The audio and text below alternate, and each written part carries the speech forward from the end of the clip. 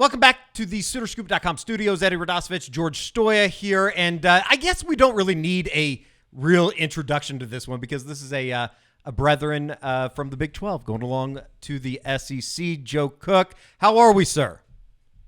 We're good. I'm still kind of reeling in the wake of the Pitbull concert. I don't know what y'all did in Norman on July 1st, but June 30th was kind of crazy, as everybody saw. But I'm good. I'm ready to get to Dallas, go to that Omni, and make that drive up I-35 to talk to some coaches, some players, and some more SEC brethren. Has it been weird watching any of the Big 12 stuff that unfolded, a couple weeks ago at Big 12 Media Day? I know that I was kind of glad that I wasn't in Vegas in 120-degree weather. I know it's going to be really hot, or it was really hot in Dallas, but at the same time, it has felt a little bit weird. Is it kind of like for you guys over there at Texas as well as us over here that this has felt like a long time coming, but at the same time, almost kind of anticlimactic in a sense? I feel like it would have been weird if I didn't look and see pictures and see like the Colorado State, the Arizona State, the Utah and Arizona helmets, because that's when it really, made clear that is not the same league. And even the BYU and Houston, UCF, Cincinnati helmets last year, that kind of ushered it in. But it's, you still have some of the Big Eight remnants, still have some of the Southwest Conference remnants, but it is a new league, and even an old Big Eight team's in there now with Colorado. So as much as I would have liked to use my circus reward points, I'm glad to be going to the Omni, and maybe the Mary Kay convention's still there. We haven't seen that in a while back since those days. So I'm excited to be in downtown Dallas. Carol Stoops used to reign supreme all over the overlords of Mary Kay, but Texas does come into this year. Obviously, the expectations are there. It meets up with what they were able to do a year ago, getting to the college football playoffs or to the college football semifinals. Just in terms of expectation and everything that goes with it, I think anybody that has watched this program before knows what comes along with the expectations that usually coincide with Texas. But this seems maybe a little bit more real than it has been in a long time in terms of the trajectory of the program as they make this move into the SEC alongside Oklahoma. Yeah, for all the times that you see people hype up Texas and, this is the year and, God bless Joe Tessitore, but Texas is back. Like, Texas actually won last year. They won 12 games. They won the conference. So now they can step into a season and not having to say like, oh, we're going to do it. Now they can say, look, we've done it and we've done it again and we're going to do it again. That's their goal. They have a lot of talent still, especially on offense, an extremely experienced offensive line, third-year quarterback in Quinn Ewers, talent at receiver, at tight end, at running back. Some of it not as proven, but still good recruiting classes have built up over the past few years, and they feel confident there. Talent and experience at linebacker, a mostly veteran secondary with some younger guys mixed in, an edge position that's stronger than it's been probably in, I don't know, since maybe Brian Arakpo was on campus that long. The questions at defensive tackle and a little bit at coordination, kind of at a high level with marrying the defensive secondary to the defensive front. But, some of those are first world problems. The guys you have starting are guys who were high 4 stars, fringe 5 stars, some 5 stars. You have holes. Some of them are, glaring since we're staring at them all June and May and after spring and trying to write about them. But first world problems. Texas isn't considered a top 5 team, SEC title contender, college football playoff contender for no reason. It's because they've built up a really strong offense with a third-year quarterback, have some accumulated talent on defense, and just have to put it all together like every team does. Joe, I wanted to ask you about Quinn Ewers because it feels like at Texas, or at least Texas fans, love Quinn Ewers. They have high expectations for him. But then you also have some national media. I mean, Paul Feinbaum, I know, made headlines saying, he thought Arch Manning was going to be the starting quarterback by the end of the year. What are the expectations for him this year? And is there like an actual controversy there? Because I know everybody loves Arch Manning and they think he's going to be a great player someday. But I think Quinn Ewers is a pretty damn good quarterback too. Yeah, some of the best football that Quinn Ewers played was when Texas needed it most last year. And you've seen that incremental progress from 2022 to 2023. And it's not just about the haircut and things like that. And to be fair, I think Feinbaum may have been a little bit misquoted on that. But like you said, the expectations are high. A lot of fans saw that recruiting ranking of #1 and, perfect ranking alongside Fields and Lawrence and those types of guys. I mean, Vince Young had that 1.0 ranking on all the services. So they're expecting that type of play, and they've gotten a good amount of it, but it hasn't been as consistent as they would have liked. Still, I mean, Vince Young even had some of those, what are you doing, number 10 moments until he put it all together in that great season. So I think that there's a lot of great things Quinn does. I think he's smarter in the offense. Just like everybody in the country, he's gonna have the offensive play caller and Steve Sarkisian in his ear. I think that's a plus for everybody, and especially Texas. And he's gonna have some good wide receivers to throw to behind a veteran offensive line. As far as Arch goes, though, there's no controversy. There's really not a competition. That's not to mean that Arch isn't pushing Quinn Ewers, because Arch is a quality quarterback himself, although inexperienced. But that's to say that it's not like we're going into media days about to be talking to Sark and asking, all right, who's taking first string snaps whenever practices starts. Now, I will say this, Quinn Ewers has missed games in each of the last 2 seasons as a Longhorn. Missed a couple after the Alabama game in 2022, missed a couple during the season in 2023, I think late October and early November. So Arch has to be ready. Malik Murphy, guided the Longhorns to a couple needed wins, including an overtime win over Kansas State last year. Hudson Card had to step in after losing the battle to Quinn Ewers in 2022. So Arch needs to be ready. The only controversy I think comes about is like if that situation happens. Until then, I think it's Quinn Ewers' job until it's not Quinn Ewers' job anymore, and that's because he wouldn't be on campus anymore. Come on the Oklahoma YouTube show, and Georgia's trying to start a quarterback controversy down in Austin. He did say he's going to buy the game now that Arch has opted into the NCAA game. Texas does lose, and like you said, Joe, first world problem, but Texas has lost Xavier Worthy, A.D. Mitchell, Jatavian Sanders, Jordan Whittington now gone. Who are some of those names to I guess, know? I'm sure that there's a lot of people that follow the recruiting realm, and they know who's coming, but who is expected to be some of those guys that Quinn Ewers can use or utilize this year in the Texas offense? So the big splashes at receiver came from the transfer portal.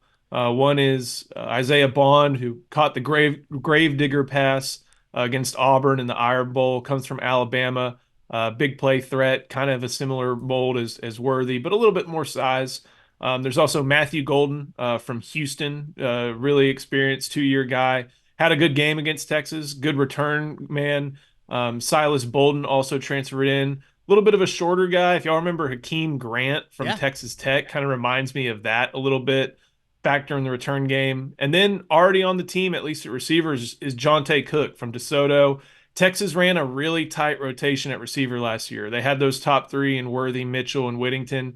And if they ever went to a fourth, which was very rarely, they went to Cook. So he'll be a part of the rotation. They have a freshman in Ryan Wingo from St. Louis, who had a strong spring and turned a lot of heads and built a rapport both with Quinn Ewers and Arch Manning.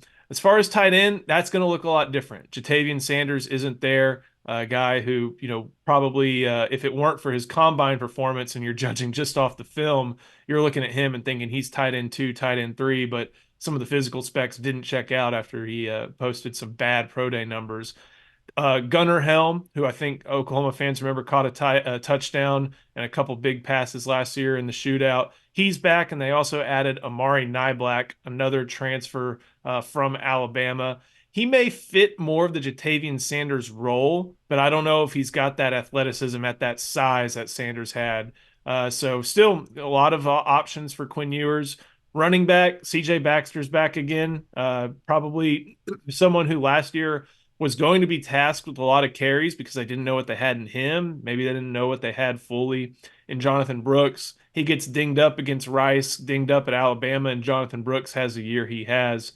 Baxter seems to have found the experience and the skill set he needs to run behind a multifaceted offensive run game. There's also Jaden Blue, a little bit explosive, had a 69-yard run against Texas Tech, had some really big catches in the late stages of the Sugar Bowl, and even a big run for someone I think a lot of fans would think like, oh, he's a gadget back, he's a scat back. He had a 4th-and-1 run at Iowa State that iced the game. So no depth, no shortage of skill talent at Texas yet again, and that's something that Steve Sarkisian has done a good job of stocking up both in the portal and recruiting. Joe, what about the defensive side of the ball? I know that they had to plug some holes, especially up front. They went out and got some guys in the portal, including Jermaine Lole, who was obviously previously committed to Oklahoma from Louisville, flips his commitment to Texas. Obviously, what is that defensive side of the football looking like for Texas? Yeah, so I'll start there at defensive tackle. They were always going to take a step back after Byron Murphy and Tavondre Sweat left. Yeah. Like that's the best interior lineman and the best defensive lineman in the Big 12, best defensive player in the Big 12 last year, off to the NFL, first rounder and a top 50 pick. So they were going to take a step back, but you can always tell where a team feels like they have holes by who they pursue in the transfer portal.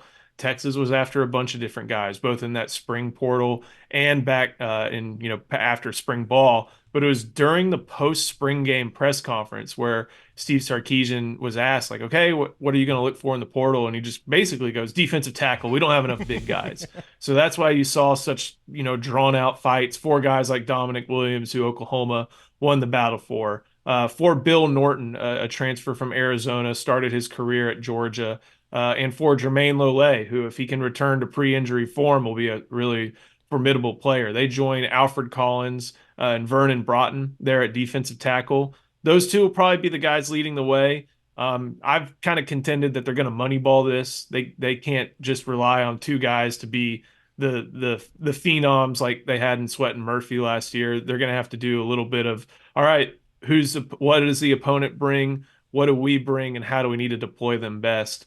Like I said, the edge position is as strong as it's ever been. And at least in, as long as I've been covering this team. And that includes, when they had Joseph Osai in 2020, but that's been about it.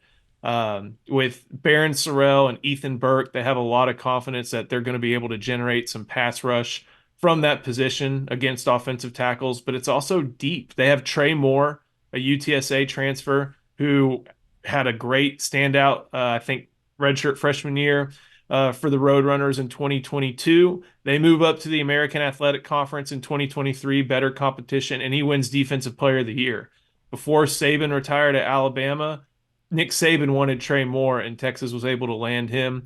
That's also in addition to guys like Colin Simmons, a 5-star from Duncanville, Colton Vosick, really, guy who Oklahoma had committed, Texas flipped, Sure. dealt with a lot of injuries last year, but is starting to show some of the physical development that was expected of him. And then there's some other veterans like Justice Finkley, who has proven to be pretty adept against the run. So there's options there, deeper than it's been in a long time. And I feel like they can generate a lot of different things from the edge. Linebacker, they have an old head and a class of 2019 guy, 6-year senior David Benda. Alongside him is freshman or sophomore 5-star now and true freshman All-American Anthony Hill. Stepping in for Jalen Ford, that'll be big shoes to fill. A guy who found his way to the NFL, had an All-American season, had an All Big 12 season. They're excited to see what they can do, but it's under a new linebackers coach in Johnny Nansen because Jeff Choate went to Nevada to take that job. And then there's some other guys, Leonga Lafau, a sophomore who saw a lot of special teams time, some faith in him. Maurice Blackwell, I think he's a third or fourth year guy, a little bit light, but someone who can play. And even some of the other guys in some younger recruiting classes. But those top four of Blackwell, Lafau, Ford, and then even Benda, they're going to look to. Jahdae Barron came back for his 5th year. They are excited to have him back. He's a versatile veteran. He can play star, can play corner, he can play safety, and they have him directing traffic back there. One corner spot, very likely to be manned by Malik Muhammad. Saw a lot of time last year as a freshman, kind of overtook Ryan Watts late in the year as he started to, show some wear and tear and was not able to, play in some of the latter parts of the season. On the opposite side, Gavin Holmes, a Wake Forest transfer entering year 2, will be competing with Javion Cole, very underrated San Jose State cornerback, who they think is very, very smart. He's a guy who's got a chip on his shoulder, went from Cal Poly to San Jose State. now will be with the Longhorns. Safety is going to be an interesting position to watch, not only just because I know raw stats have its big downfalls, and total yardage, total passing yardage is one of them. And there's a push and pull with total rush defense, especially when it's number 3 last year. But Texas was like number 100 in passing yards allowed, and they were average in yards per play allowed. So, like I mentioned, marrying the secondary with the defensive front, converting, coverage to pressure and that type of thing to sacks is big. And that's going to come down to guys like Michael Taft, Derek Williams, and Andrew Makuba, a Clemson transfer who earned some all ACC honors in recent years. So it's a lot of different mixes of veteran and experience. You have some 5th and 6th year guys at certain spots. You have some younger, 1st or 2nd year players who are from some of those who make up the high end of those top ranked recruiting classes. But putting it all together under, 4th year defensive coordinator Pete Kwiatkowski is going to be the key, because there were times when it was a little, mismatched. I don't think the Washington game was that. I think you just saw a lightning in a bottle performance from Michael Penix. But I think the other loss on Texas' schedule last year was definitely a result of some mismatches and guys being out of position, not getting their assignments right, and losing a game in the Cotton Bowl as a result. It's interesting too, and you talk about the expectations for Texas, and I think it's obvious when you go through the list of guys that are expected to kind of step up. Is it easier to make that, I guess, for that turn or the confidence within the program to know that they kind of finally got over that hump? Like I would have to think that there's a lot of people within the Texas program that go, okay, it can be done. We can get back over this hump, and maybe the confidence within the program will just excel moving into this tougher competition that is the SEC. Yeah, they Sisyphus finally got that ball rolling downhill. Yeah. They win at Alabama, and Steve Sarkisian talked about how that proved to them, like, okay, we can do this. And you lose by 1 at home to Alabama the year prior. You take whatever moral victories you want from that, but it's still a disappointing loss. You lose by 1 at home in a heartbreaker. But they win at Alabama. They realize, okay, we can do this. And you see that carry on throughout the course of the year. I mean, there were close games at Houston where they needed 1 stop. They got it. There was a close game at TCU. They needed 1 play, and they got it. And so obviously they end lifting up the trophy in AT&T Stadium. So I think the fact that all these players have, won a conference championship, have found success and real success by any program standard of the word, it was big for the program. But Steve Sarkisian, as he may have taken from Nick Saban, may have taken from Kirby Smart, he talks about how complacency is the devil. And he's a pretty driven individual from what I've been able to gather in covering him, and that he wants to win another. He doesn't want to just rest his laurels on being, okay, we won the Big 12. Now I got people off my back. I got my $10 million paycheck. I'm good. Like, no, he wants to go out and earn that money. He wants that program to continue to succeed. So I think there is momentum. I think it is a little bit of a, okay, we can do this, but now it's not just we can do this, we did this. It's we can do this, let's do it again. Joe, I think as both these programs enter the SEC, there's a lot of people, national media, teams that are already in the SEC, media with them that think, okay, well, OU and Texas, joining the league, like they have to get ready for the SEC. I think that there's a lot of people at OU and Texas that think, well, they also have to get ready for us. What is, I guess, the feeling inside that Texas building, and also, the fan base? I know that you guys, have a huge message board over there. What is the excitement level, I guess? Because I think OU side, there's a lot of excitement. There's also some cautious, I would say cautious optimism for sure. Optimism, but also I think there's some OU fans are like, do we really know what we're getting ourselves into in terms of being able to win all the Big 12 titles that they were able to, and now going into a conference where it's like, if you win 9-10 games, that's probably a really good year. So I guess what is the expectations going in, and also just the excitement level from the Texas fan base?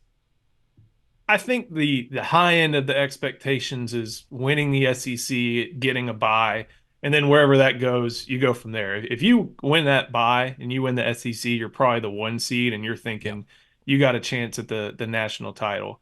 And I think that holds true for any SEC champion, whether that's Georgia, Ole Miss, even if it is Oklahoma or any other team in contention like Missouri.